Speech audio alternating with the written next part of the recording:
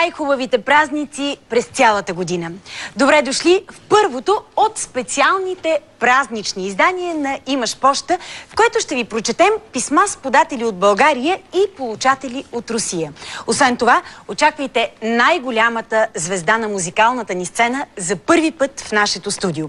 Преди всичко обаче, искам да отправя благодарност от името на целия ни екип към всички, които в събота вечер избирате да бъдете с нас. В третия си сезон предаването ни постигна най-високата си популярност сред вас, събирайки над 1 милион и 200 хиляди зрители всяка събота вечер чрез ефира на Нова телевизия. Това е нещо повече от оценка за нашата работа. Това е жест на огромно доверие, което българите оказват на Имаш поща. Благодаря ви!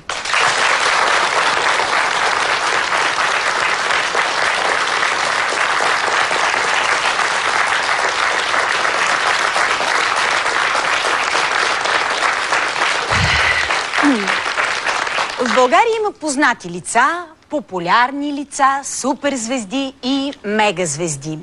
И след това е тя. Жената, която отдавна не е просто певица, а символ на шоу-бизнеса изобщо. Жената, чиято популярност далеч надхвърля пределите на България. Когато нашия екип бе в Москва, установи точно това. Попитани с какво свързват България, огромна част от поканените дадоха едно единствено име. Нейното име. Името Лили Иванова.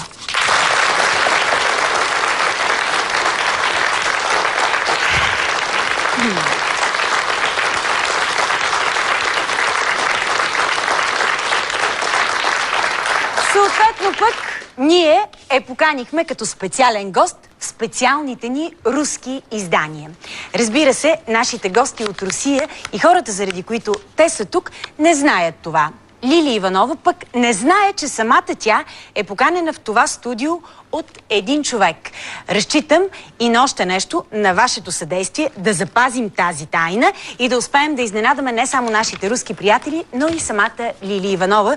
Преди това, обаче, ще разберете кой я е поканил в Имаш поща. Представям ви Анатолий Чирков.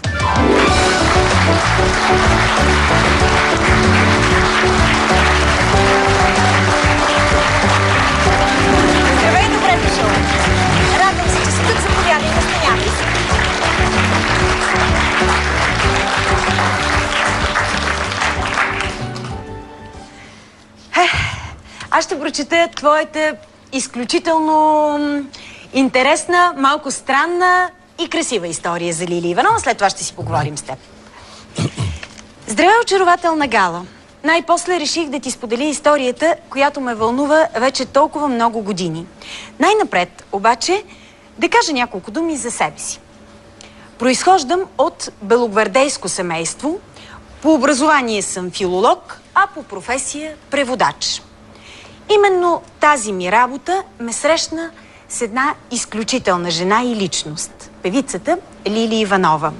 Тази среща ме връща към есента на 1973 година, когато руският фотожурналист от списание Аганьок Геннадий Копосов, може би е ударението, бе изпратен в България, за да направи портрет на видни наши културни дейци. Аз бях негов преводач при срещите му с хора като Николай Гилров, Димитър Методиев, Емилиан Станев, Благовест Сендов и, разбира се, с нея, Лили Иванова. С нея се срещнахме в телевизията, където тя репетираше за една новогодишна програма. След тази среща аз и Геннадий бяхме поканени в дома й, където той и направи няколко изключителни снимки, които по-късно бяха публикувани в специален албум, издаден в Москва. Лили Иванова явно му е оказала същото магично и изключително въздействие, каквото оказа и върху мен, защото когато го изпращах на аерогарата, той ме помоли да й предам един безценен подарък. Ставаше въпрос за една уникална снимка на целуващи се пингвини на Южния полюс, заради която Геннадий е прекарал месеци наред там. Именно за да запечата този така рядко срещан феномен. Той ми разказа, че подобна сцена може да се види само 2 пъти годишно и трае едва няколко минути. Малцина са тези, които са успели да запечатат този момент и Геннадий бе един от тях.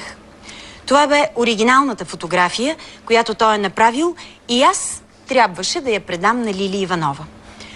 Случи се така обаче, че Лили бе заминала на турне, а мен ме сполетяха няколко събития, които ми наложиха неколкократно да сменям квартирата си в София. И в един момент аз разбрах, че при безбройните пренасания съм изгубил безценната фотография. Как е изчезнала и къде, не можех да си представя. Времето отминаваше, спомена за изгубената снимка избледняваше, но от време на време мислите ми се връщаха към нея и аз нямах покой за това, че не можах да изпълня заръката на Генадий. Така минаха цели 33 години. Но човек никога не знае какво ще се случи. По-рано тази година и с багажите захвърлени в мазето ми, съвсем случайно аз ги видях. Отдавна запечатаните във вечността целуващи се пингвини. Развълнувах се много и си казах, че макар и с това огромно закъснение, аз съм длъжен да предам снимката на Лили Иванова. Но как да стане това? Възможно ли е тя да помни онзи случай при положение, че в живота си е срещала толкова много хора? Как да нахлуя в дома и да й обясня за какво става дума? И тогава отговорът дойде като просветление. А той е толкова простичък и съдържа само 2 думи. Имаш поща. С уважение, Анатолий Чирков, София.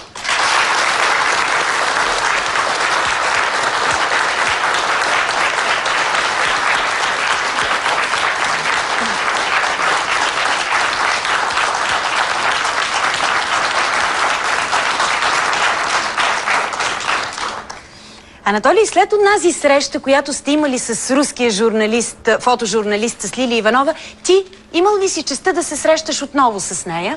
С кого? С Лили Иванова. Не съм. Нито веднъж. А с този твой приятел, руския фотожурналист, срещал ли си се? С него само се чувах по телефона. Звънях му в Москва, но не се видях и с него. Той попита ли те за фотографията? Какво е станало? Предал ли се? Не беше му удобно да пита. Просто не ме попита, но... Добре, че не те е попитал. Предполагал, че съм ме предал. Да. Исках да споделя с него тази неприятност, а после пък хубавото усещане, че се намери, да споделя с него, но реших да не му казвам за сега. Значи не си имал възможност да кажеш на Лили Иванова, поне да намекнеш, че е имало такова нещо, но то не се е случило, подобна фотография? Не, защото чаках момента, когато ще я намеря. Когато ще я намеря, ще я предам. И си успял все пак. И ето, сега е в ръцете. Сега ще ми я покажеш, целенасочено ли я търсиш или съвсем случайно наистина я намери? Доста неща имах при пренасене на квартирата в мазето, в кашони. Когато почнах да ги разтварям и да търся книги, намерих и снимката. И това беше за мен такава огромна изненада, че веднага си спомних за Лили Иванова. Как ще стане, как ще я намеря, как ще я предам, как ще се извиня за закъснението. Вълнуваща ли беше онази среща, за която разказваш в писмото си? Да, ние бяхме с Генадий, с един режисьор от телевизията, Иван Колев. Тя много любезно ни покани в своя апартамент. Почерпихме се там, поговорихме. След това тя каза, извинявайте, аз ще ви остава за малко. Вие си правете компания, тук ще се върна пак. И след 1 час се върна. А вие останахте в дома и така ли? А ние останахме в дома и там просто беседвахме. Добре, защо според теб Генадий не е дал още тогава снимката, след като тази снимка той е носил в България и ти е оставил да я предадеш? Аз не знам защо, когато бех в телевизията и след това в нейния дом, той просто не я носеше със себе си. А той имаше в хотела.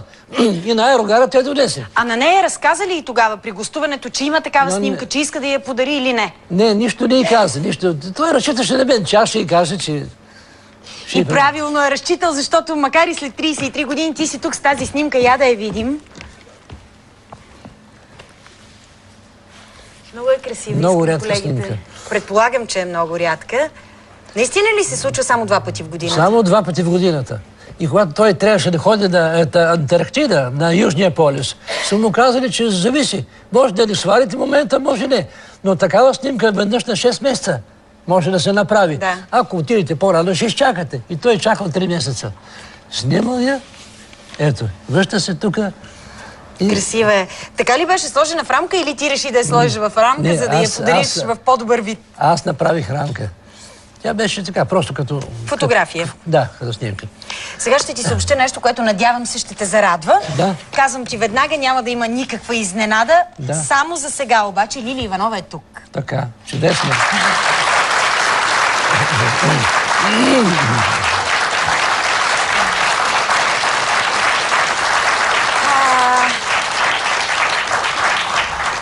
Тя обаче не знае, че е поканена от някой. Да. Тя знае, че е поканена от мен, от предаването ни, за да изненада нашите руски гости. Да. Сега имаме много гости, поканени от българи, Да. но руснаци, хора живеещи в Москва, повечето от тях. Те след мъничко ще бъдат на нашата сцена и тя знае, че е тук, за да ги изненада. Ти знаеш колко много почитатели има тя в Русия, но не знае, че и нея някой ще изненада. Да, да. Аз ти предлагам, за да стане още по-вълнуващо и интересно, да седнеш в публиката ни, да видиш историите, които имаме с руските ни гости. Да. Знам, че като потомък на белогвардейци за теб ще е интересно и вълнуващо. Добре, добре. А накрая да й поднесем заедно тази изненада. В момента, в който тя поднесе изненадата за гостите, които сме поканили тук. Разбира се, че ще ти кажа, сега се настани удобно, добре. За да гледаш, предстои нещо много интересно в предаването ни днес. И вас искам да помоля нещичко. Сигурна съм, че едва ли сред вас има някой, който не цени таланта на Лили Иванова.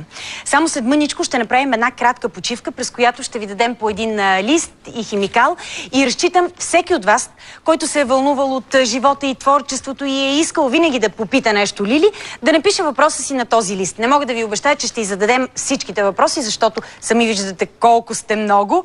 Няма да има как да я задържим и нея толкова дълго време, но ще изберем най-интересните, ще зададем тези въпроси, ще види от кой са зададени, от кой от вас и сигурна съм ще ви даде изчерпателен отговор. Така че сега ще помоля моята асистентка да ви раздаде лист и химикал. Прекъсваме за мъничко. 30 години. А сещате ли се за някоя популярна личност от България? Било то от шоу-бизнес, било от политици? Ну, так сказать, солидного Лилия Иванова. Лилия Иванова. Лилия Иванова. Сещате ли се за някой популярен човек, някоя известна личност от България, когато сте били тогава? Вы сейчас можете вспомнить про какую-нибудь болгарскую популярную звезду, когда вы были в те времена в Болгарии? Самая знаменитая певица Лилия Иванова. Наизвестната певица, естественно, Лилия Иванова. Спомняте ли си някой от нашите български звезди? Ну, конечно, Лилия Иванова, это в первую очередь. Да, Лилия Иванова, естественно, да, это в первую. А в стране, естественно, что Лилия Иванова, эстрадная певица. Да, разберись, твоя Лилия Иванова. Да.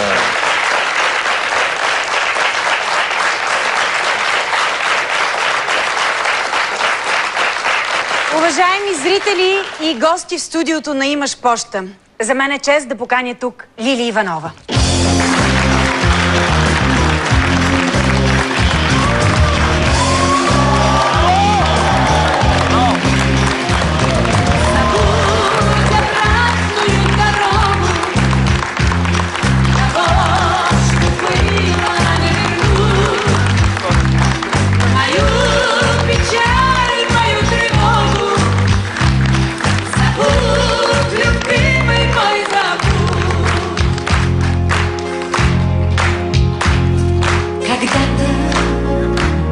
Все иначе.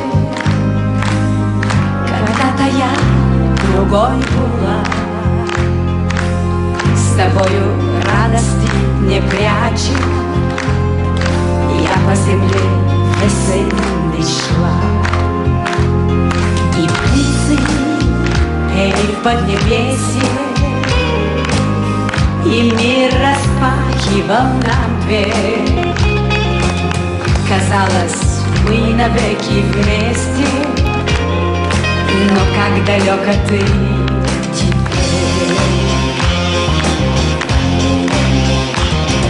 Забудь обратную дорогу, ту нашу первую весну.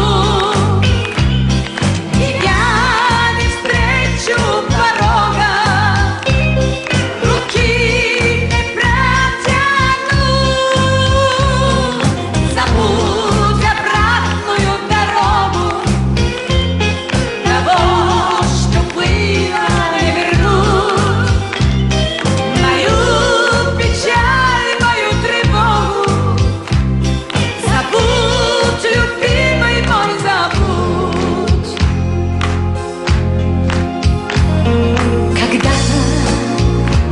все иначе.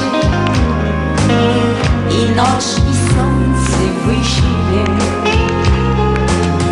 но я о прошлом не заплачу, и ты не думай обо мне.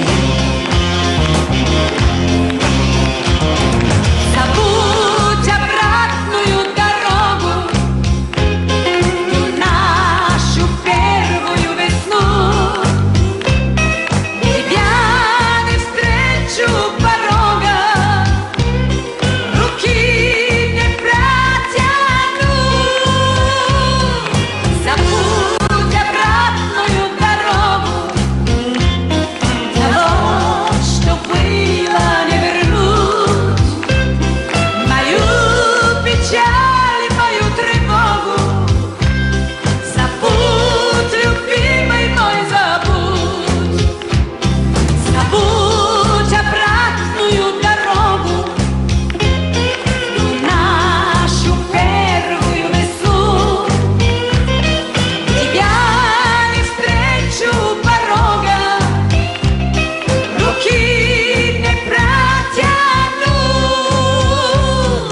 Забудь обратную дорогу, того, что было, не вернуть.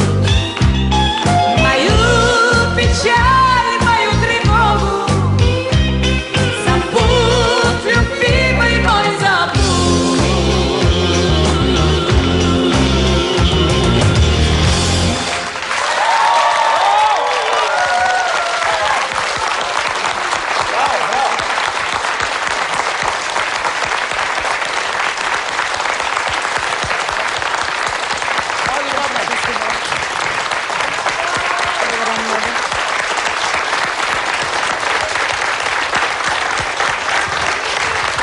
Благодаря много.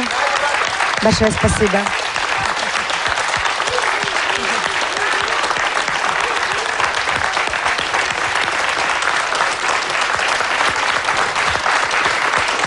Благодаря много. Знам, че не искат да спрат, но пък аз искам и да си поговорим, Лили. Благодаря ти, че си тук първо. Заповядай. За поканата. За нас е чест, че си на сцената ни, а и това е много вълнуващо. Заповядай.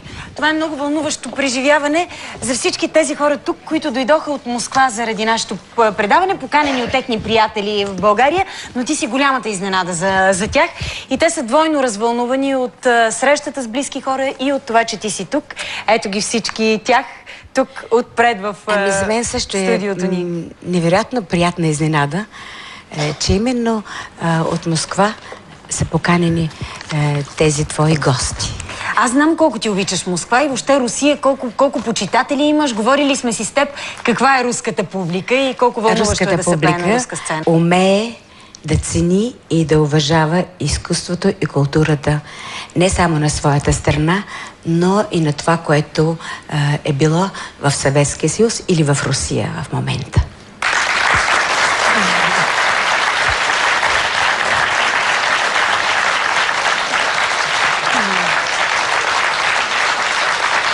Тези хора отпред са и нашите специални участници в днешното издание на предаването. Знам, че за тях си подготвила и албуми, които Пейо чакам да изнесе, за да им подарим, Лили, с твой личен автограф.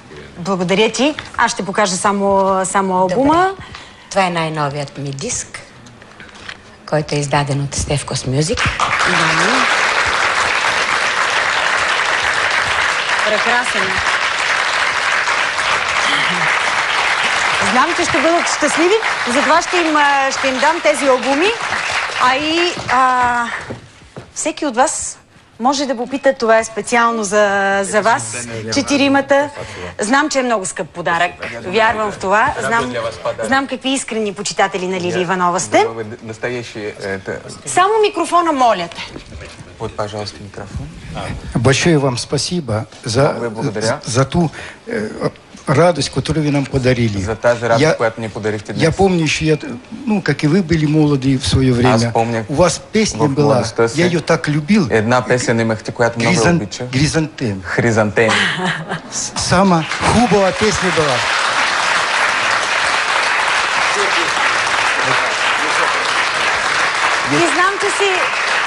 че си ценител на добрата музика. За все песни. Все. Это великая актриса, великая актриса. Така е. Наистина е така.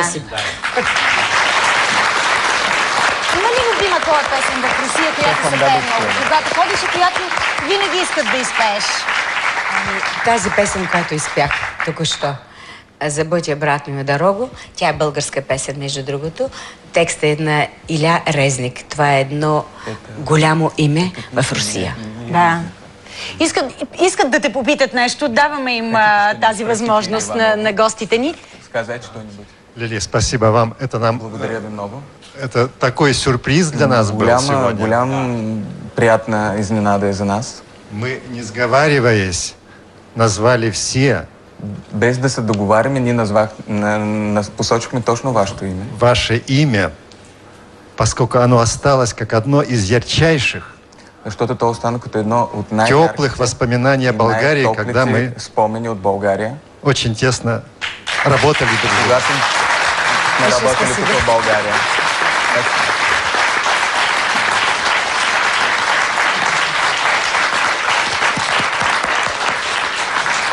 По-русски ваша фамилия звучит как Иванова, но мы старались все Иванова. Звучи вашата фамилия като Иванова, но действително си Иванова. И за това винаги казахме Иванова, след това се поправиха и казаха Иванова. Так вы были нам ближе. Спасибо. Така ни бяхте по-близка. Благодаря ви. Благодаря много. Большое спасибо. Много често са ме питали къде е ударението на името ми.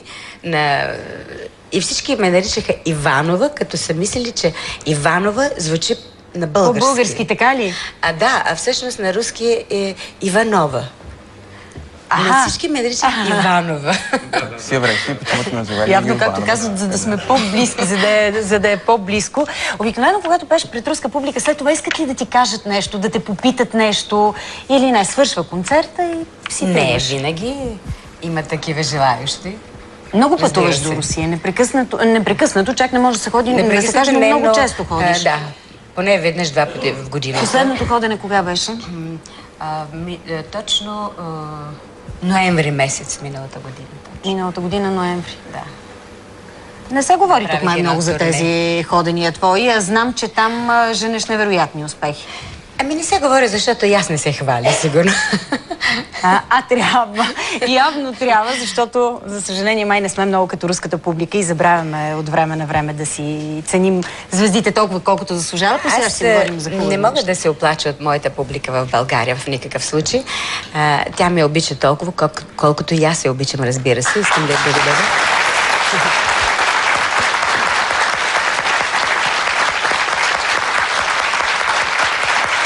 Благодаря много.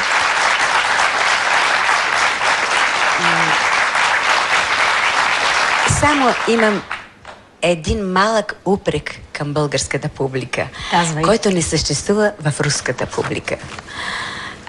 Никога не съм чула в Русия да кажат: много са скъпи билетите, ние нямаме пари, не можем да си купим билети за концерт. В България много са скъпи билетите. Билетите не са скъпи, но може би предпочитат да си купят 2 бутилки ракия и да я изпият, за съжаление, вместо да си купи един билет за концерт, за театър, за да им остане един спомен. Било то скъп или не чак толкова скъп. В това отношение руската публика се различава от нашата. Иначе аплодисментите са еднакви, но руската публика умее, както казах в началото, да цени изкуството и културата, ако, разбира се, то е на ниво. Вярвам, че е така. Била ли си по това време в Русия? Коледа, Нова година, точно тези дни? Била съм по всички... По всички възможни времена. Красиво ли е там сега по това време? В момента, след промяната, Москва е неузнаваема. За мен тя е един от най-красивите градове. Не защото тук има мои приятели и истински почитатели. Истински почитатели на моите песни, но Москва е невероятно красива. И си струва да се види. Тя е променена. Много е красива. Не мога друго да кажа.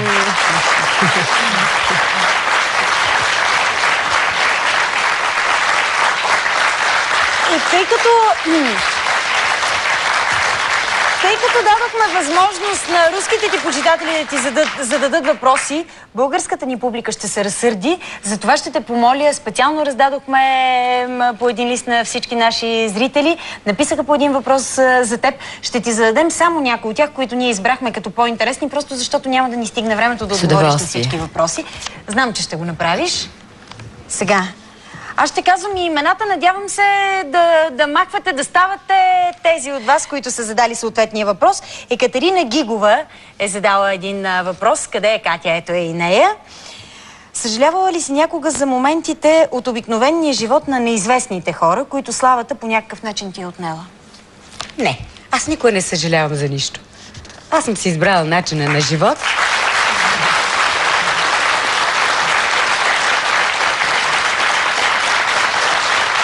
Не ти ли се искало и аз пък ти го задавам този въпрос, да се скриеш, да не те познават, да отидеш някъде, където никой да не те гледа, да си неглиже? Не, защо трябва да се крия? Аз много не се показвам.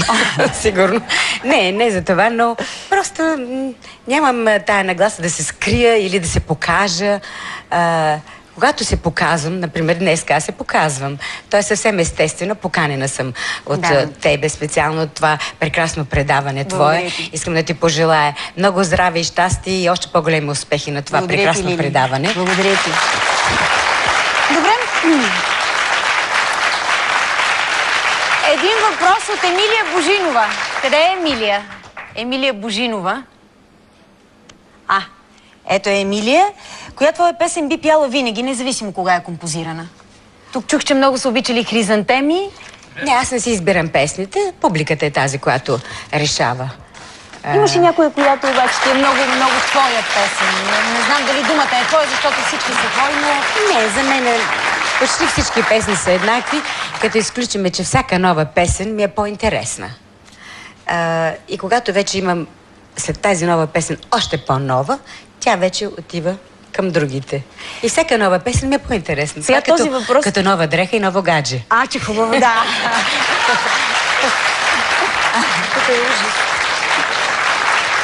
Сега този въпрос не знам да ти кажа честно колко е коректен, защото тук имаме представители от руската публика и българска публика, но Гергана Богомилова пита къде публиката е най-емоционална. Гергана къде е? Ето е Гергана. Навсякъде публиката е емоционална. Щом се е купила билет за моя концерт, значи тя ме харесва. И е дошла и винаги просто винаги ми подарява своите аплодисменти.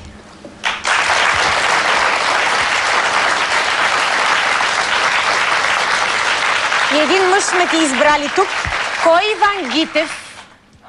Ето го, Иван. Какво си пожелаваш за Коледа, Нова година, празниците? Искам да си пожелая здраве. Всичко останало зависи от мен.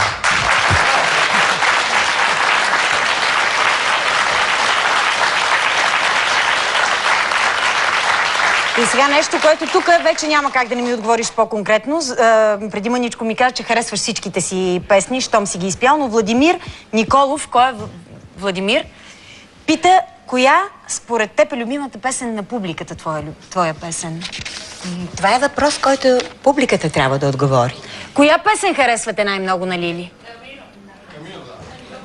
Така и предполагах. Защо? Наистина ли? Карат ли те винаги да я пееш? Аз винаги я пея. И винаги по различен начин, защото в момента правя концерти в един нов формат. Пиано, цигулка и китара. Всичко е лайв, разбира се. Концертът е около 2 часа, някой път малко повече. И винаги поднасям нещата по различен начин. Добре, и един последен въпрос ти задавам. Той е на Мария Хаджийска. Мария. Ето и Мария. Щастлива ли си от първото...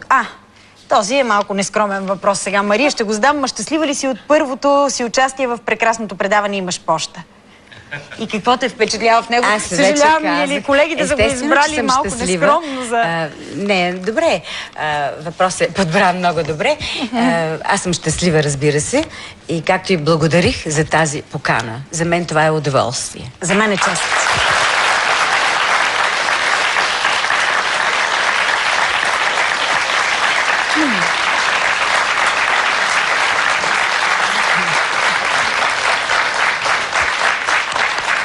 Приключвам с въпросите, но не с изненадите. Имам една изненада и за теб. Ти зарадва толкова много моите гости, моята публика. Така че се надявам сега с нещо и ние да те зарадваме. Ти си тук не само за да осъществим тази изненада, а и защото си поканена в "Имаш поща", Лили. Поканена си от един човек, който ни помоли на всяка цена да го свържем с теб, защото има да ти предаде нещо, което несвършена работа от преди 30 години, която му тежи. Това е снимка, направена на Южния полюс, снимка на целуващи се пингвини. Нещо, което се случва само 2 пъти в годината и трае само няколко минутки. И много малко фотографии са имали щастието да запечатат този миг. И сега ще поканя при нас Анатолий Чирков и ще видиш тази снимка. Много ми е приятно. На български може да говорите. Аз съм български руснак. Анатолий, да. Заповядай, искам да видим тази снимка. Важно е да кажа няколко думи. Разбира се. Много обстоятелства и причини ми попречиха до сега да ви се обада. Случай се обаче една неприятност. Аз имах и смъртни случаи в семейството и други. И тази снимка беше загубена. Просто беше загубена. Преди няколко месеца аз я намерих и реших с това огромно закъснение да ви я поднеса. Това представлява 2 влюбени пингвина, които той е заснел на Южния полюс. Чакали 3 месеца, докато тази сцена се появи. На него са му казали, че само веднъж, 2 пъти в годината може да види такава сцена на Южния полюс. Той ги снима, носи тук, но когато бехме във вашия дом, той не беше взел със себе си. А на аерогарата ми я остави с молба да я поднеса на Лили Иванова като подарък от него. И аз сега с огромно удоволствие я поднасям. Благодаря много.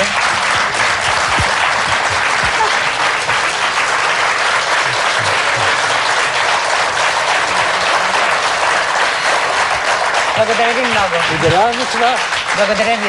И много приятно да се срещна с вас на сцената на "Имаш поща". И аз ти благодаря, че беше тук. Пейо ще те придружи. Да, мерси. Благодаря ти, всичко добро желая.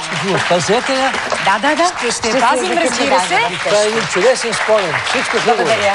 И на теб желая всичко добро. Пейо ще те придружи. Интересно, аз ще ги задържа. Да. След това, разбира се, ще си ги вземеш. Това беше почти всичко за днешното предаване. Надявам се утре да е хубав празник, и цялата следваща година да е много успешна. От сърце ви го желая аз, а ти си ни подготвила още една изненада. Със следващата песен искам да поздравя всички присъстващи и всички зрители на това прекрасно предаване. Да им пожелая весели празници и една щастлива нова 2007 година. Благодаря ти.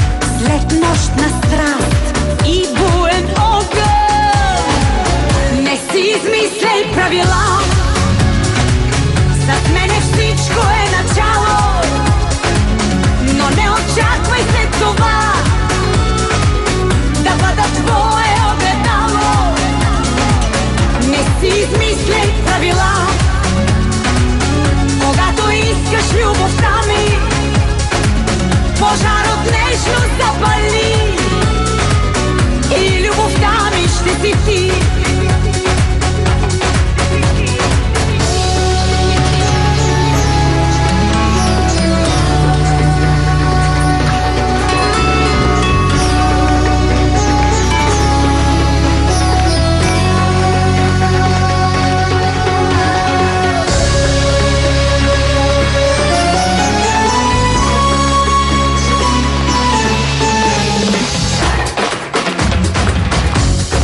Кога се ражда любовта?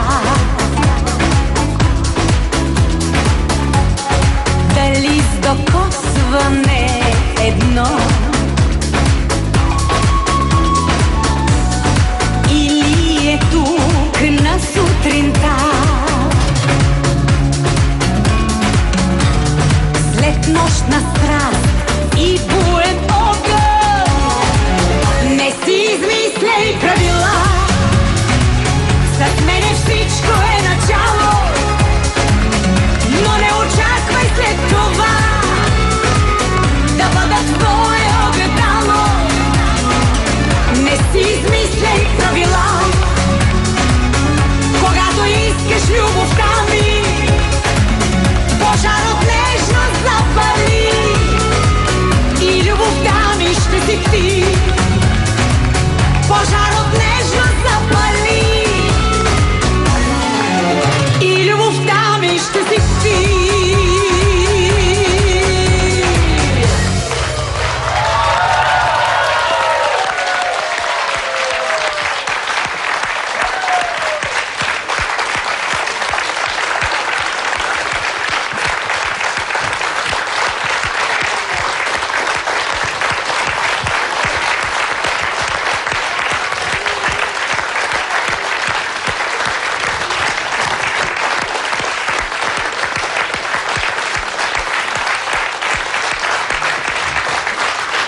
Благодаря за поканата.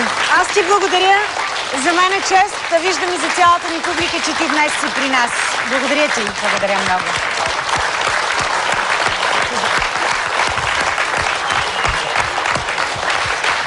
Това беше последната ни среща за тази година. Успешна 2007. От сърце ви желаем целия екип на Имаш Почта.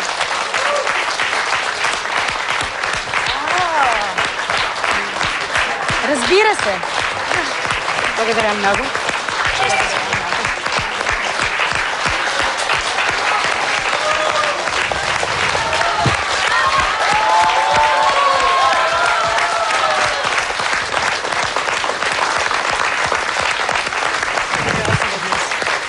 Благодаря ти. Всичко добро желая, Лили. Аз ти благодаря.